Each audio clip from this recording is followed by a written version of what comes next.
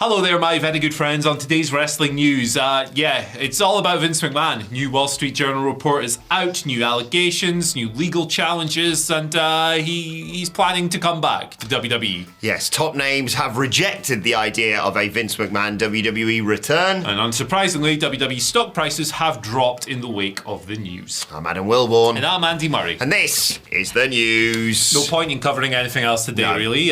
Certain events that may have occurred on last night's NXT. There's some other little stories going about there, but yeah, if you want to know about that, check out the NXT review podcast, wherever you get your podcasts from. But this is kind of dominating the headlines, this story swamps today. Everything. Maybe if we get enough juice, we'll do another story later on with other stuff. But we're going to cover the Wall Street Journal's new report on Vince McMahon. It dropped yesterday, and before we dive into this, content warning, we're going to discuss themes of sexual assault, various other topics relating to that.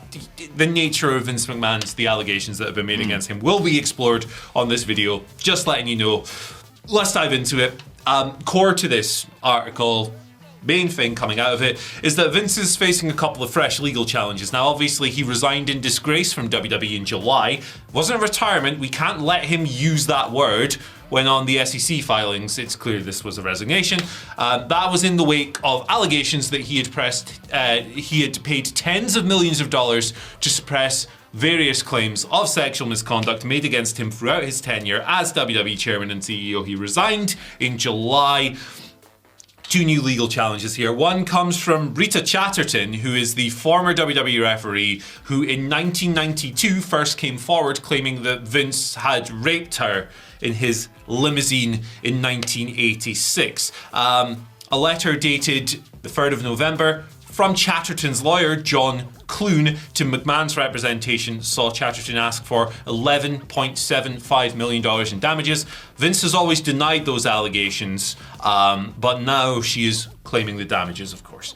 The new allegations, and this is a story that hadn't gotten as far as the media until now, come from a former spa manager whose lawyer claims that McMahon assaulted his client in 2011.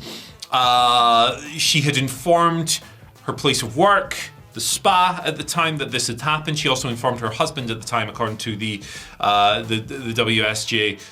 And her husband had driven to the WWE show that McMahon was in town for, tried to confront him, but was turned away.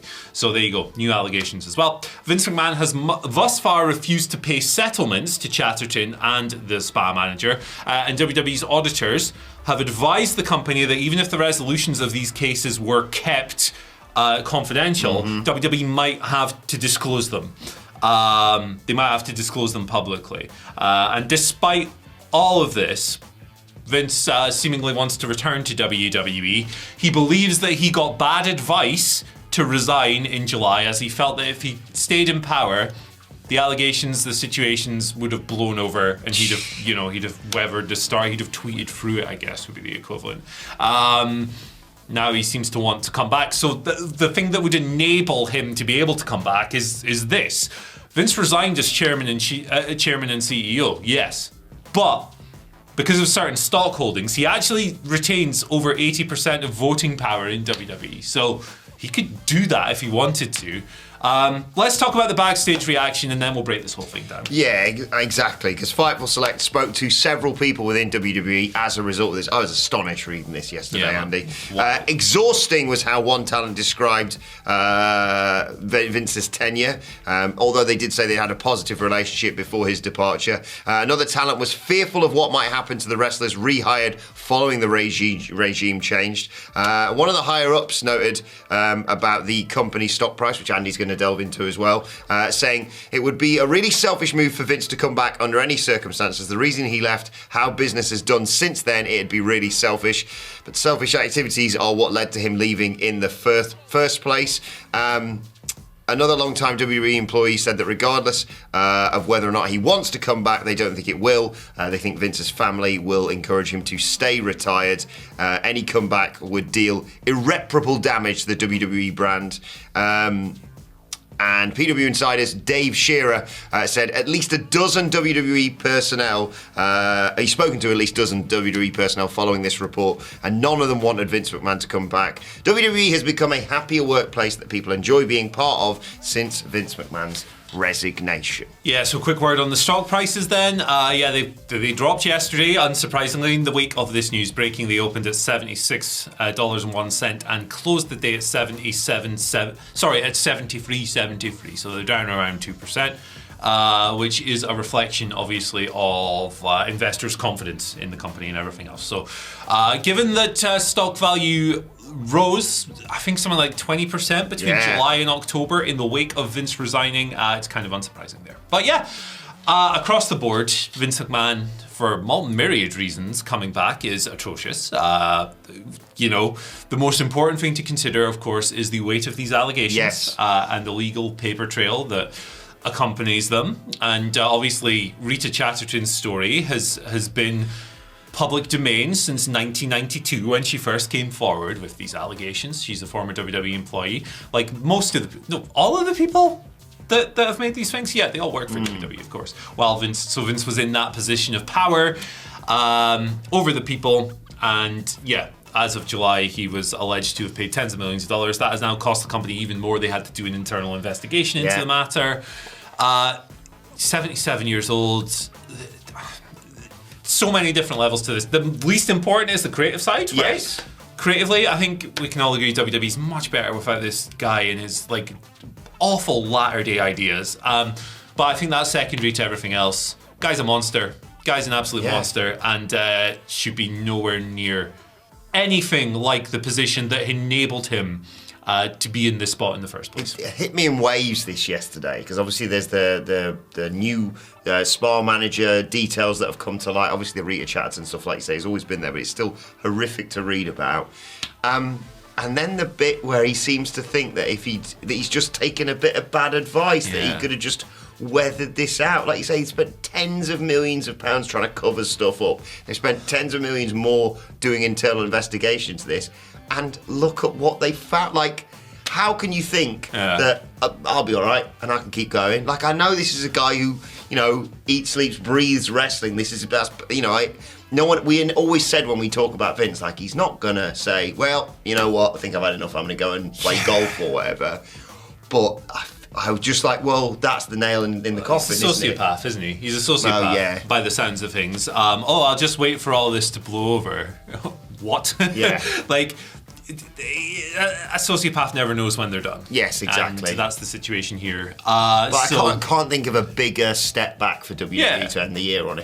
And I know, we're saying everyone within WWE is like, this can't happen. Yeah. But like you say, with those 80% voting rights, technically it might not be up to them. Yeah, it's wild. Like I said at the beginning here, there was literally no point in talking about any other stories, because this is so all-encompassing this morning. And I'm sure this isn't the last we've heard of it. Really ugly situation. Hope it doesn't come to pass. Exactly. We'll bring you updates as and when we can on this. Let's try and talk about something else briefly. Let's talk about your Twitter questions at WhatCulture WWE. Switch gears. Who, if you want to get in touch with us, or of course we do post on our community page as well. First question today comes from Eri. Eri writes, will we get a resurgence of the cruiserweights or the cruiserweight championship under the Papa H regime? There is a lot of them that you can utilise in the WWE roster. Interesting thing to consider. I think the situation under Triple H might end up being quite similar to the situation in AEW, where you could argue that they've got a lot of wrestlers who are under whatever weight limit you want to define, be it 205, be it 215, be it whatever.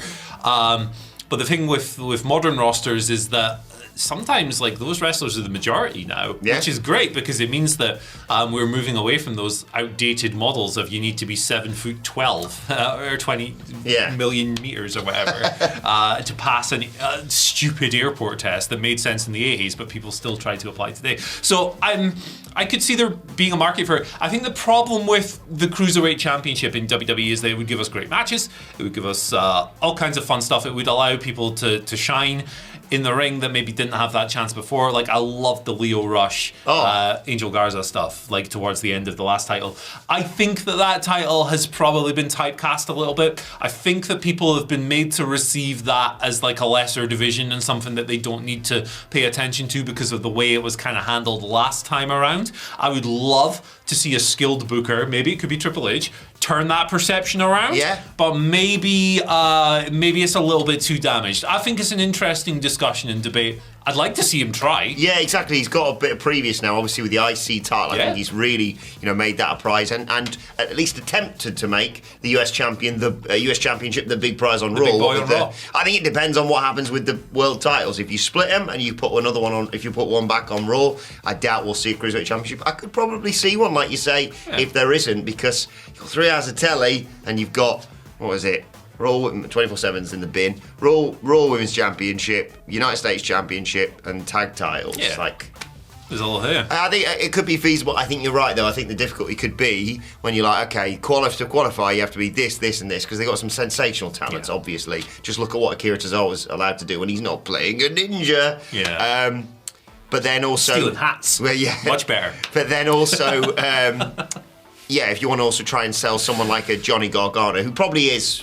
And boy, does he need something at the moment. Gee whiz. But if you want to eventually sell him as a challenger for, let's just say, Roman Reigns or whatever, it's kind of difficult to be like, well, wait a second, there's a guy over there that weighs more than him and he's fighting in the Cruiserweight division. Plays into some outdated biases, doesn't it? But was it Buddy Murphy who was like, I'm just under 205? That was a funny story, wasn't it? It was like him and Tony Nese, just gigantic guys coming out. I'm the same weight as this guy. Yeah, it's like, put both feet on the scales, buddy. Stop taking the piss. I love it. Dustin Sentinel gives us our second question of the day. Dustin writes, hey guys, assuming the rumours are true and Sami Zayn will be kicked out of the bloodline, I'm not ready for it, it's not happening. Will Kevin Owens have an I told you so attitude or be compassionate? I think he'll initially have an I told you so attitude, but then be compassionate. I think you'll get the best of both worlds. Yes. I think for a couple of weeks, Kevin Owens will be hard-nosed, just like you would as a human being, man. Like if you've given someone like this situation, you've tried to pull them out of this thing, you would be a bit frustrated that they haven't followed your advice and they've gone in the face of that. But then after a couple of weeks, you're going to realize that you actually, or days or whatever, that you really care about this person, and the reason that you gave them this advice in the first place was because you're looking after their well-being. I think that'll give way. Yes. And Kevin Owens will be like, come on, brother, I'll pick you up. Exactly. I think you can't just have him be like, it's all right, buddy, I'm here for you. Because at the end of the day, like you say, he warned him, and he did hoy him in the cock. Like, I know he hasn't laid his hands on him very much,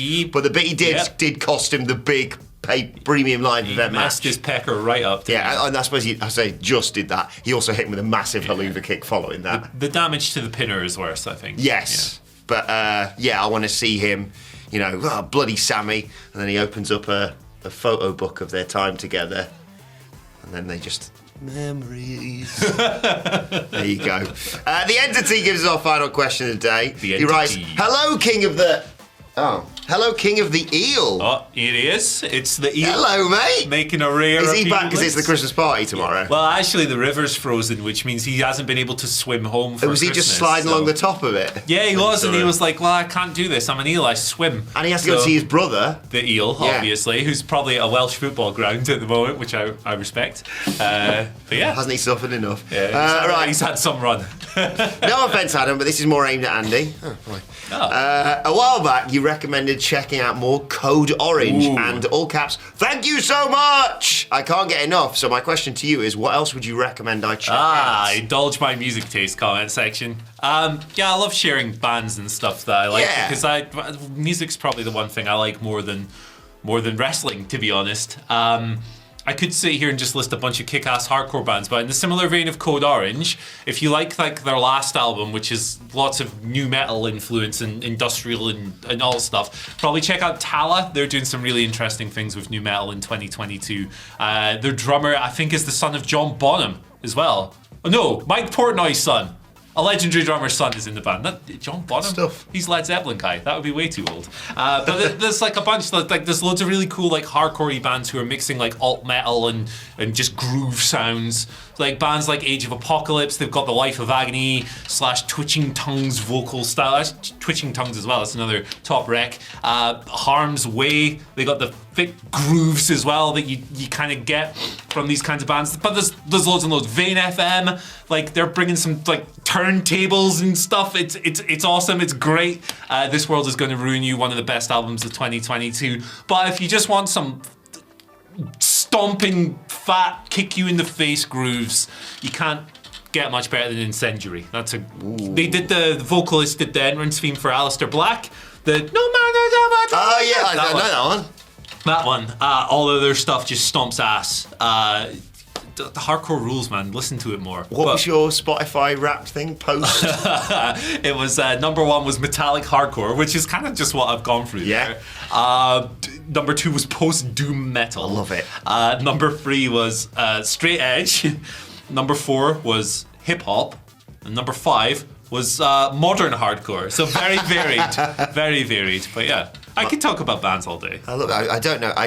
We could do a quiz where you name bands and I have to work out which one's not the real one. There's a big crossover, actually. It's really cool. There's a big crossover between like hardcore bands and wrestling. It's so awesome. Like when these worlds intersect. It's one of my favorite things in the world. And yeah, I'm well aware that 90% of the people who are still here probably switched off the moment I start saying, yeah, it's got like a Life of Agony style of vocals. But hey. Recommendation. I've got a recommendation for you. Little guy, you might not have heard of him, called George Ezra. Green grass, blue sky. Maybe with that. Better throw a body or I'm gonna flip it down. You heard this hot new band on the scene. Go on.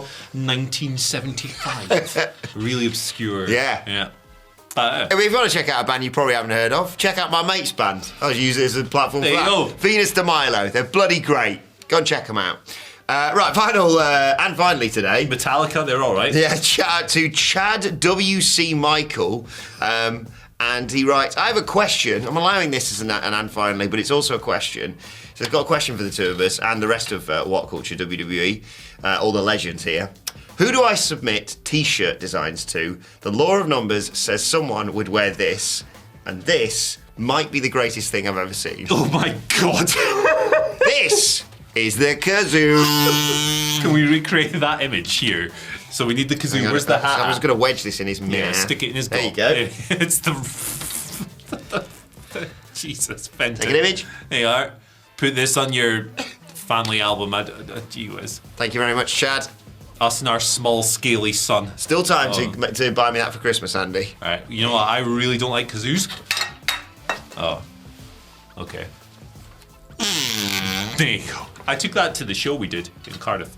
I did wash it afterwards because you want to Wales. share slavers. Well, right, okay, Wales.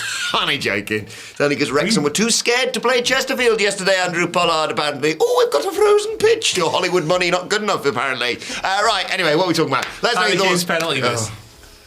That's what we're talking about. Good luck to Morocco tonight. Yes. Yeah, let us know your thoughts on that and all today's news stories in the comment section below. Don't forget to like, share, and subscribe. And subscribe to WhatCulture Wrestling, wherever you get your podcasts from. For daily wrestling podcasts, myself and Sid sit down to review the show formerly known as NXT 2.0 a little bit later on today and preview AW. Shove you off this chair. Get lost, you freak. Santa, can I have a new chair for Oh my Christmas, please? goodness, it might be even worse. Follow us on Twitter at WhatCulture WWE. While you're there, you can follow Andy Murray at. No.